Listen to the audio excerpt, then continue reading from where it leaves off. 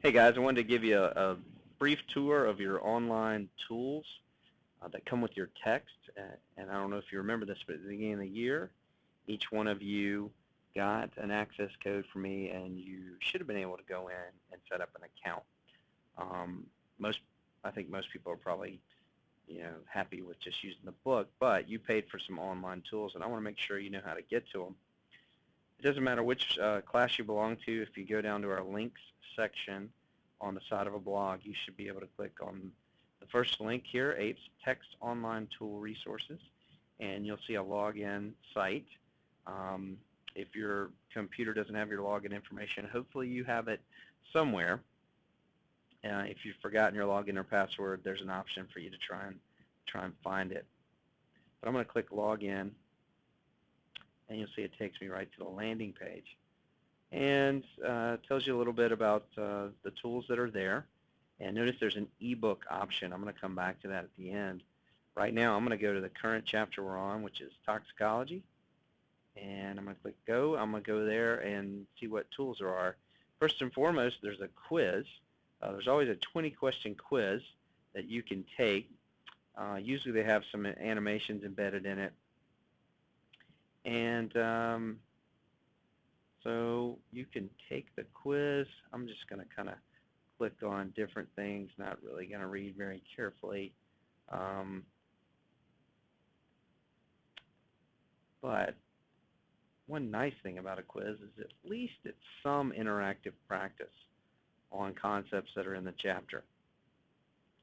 And the nice thing is you can get some immediate feedback.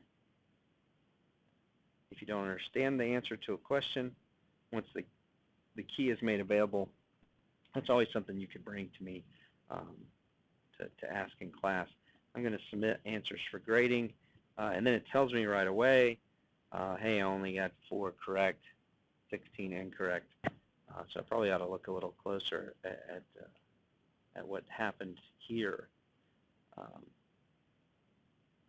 So notice for each incorrect answer, gives you a prompt as to what the correct answer should be.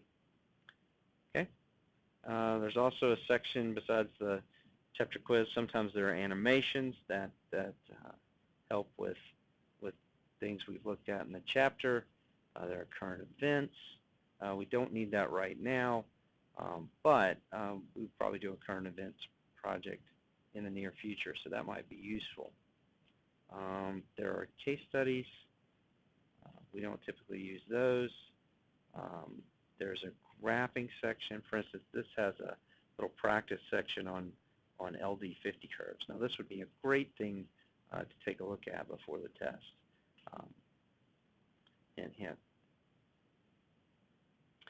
And under I'm gonna skip the ebook section and do that last.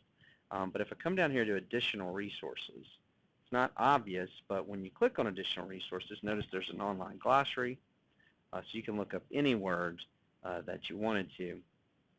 Not that you need to look up words, especially since their flashcards are already created.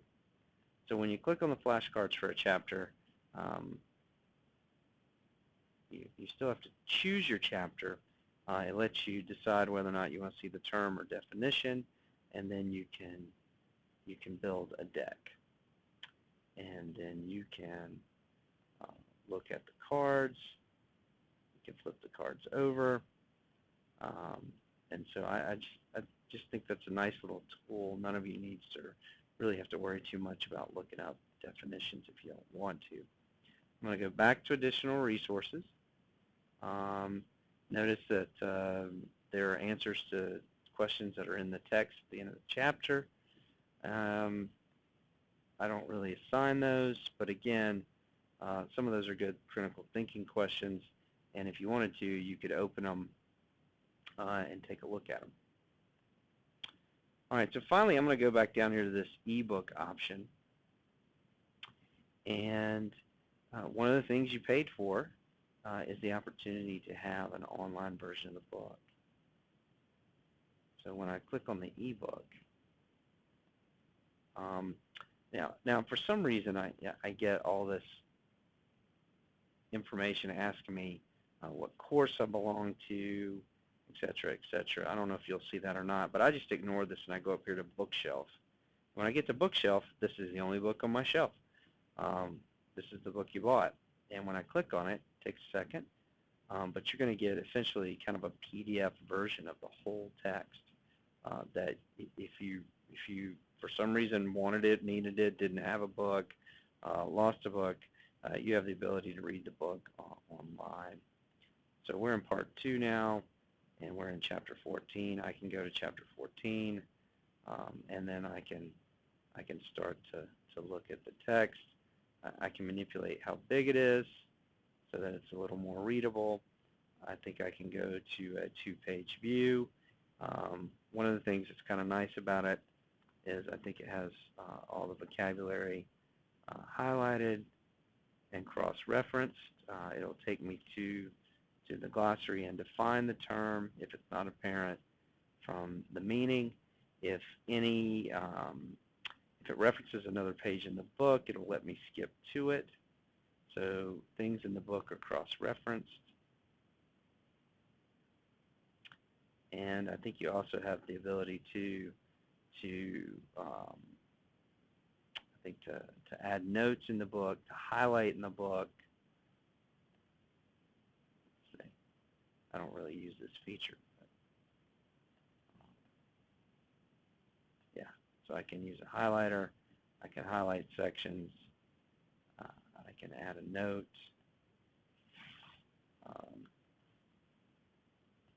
So I don't know if you'll need all those tools, but they're there. And I think you can also run searches on the whole book. So anyway, just a neat tool. Don't know if any of that is really useful to you. It may be that this is most useful to you right before the exam. Again, you'll have all the vocabulary here in flashcard form, and with almost 20 chapters and 20 questions a chapter, you'll have almost 400 practice questions that you could use instead of paying for Barron's book. So hope that helps. Again, just a nifty little resource. If you have any trouble with it or getting access to it, see me in class.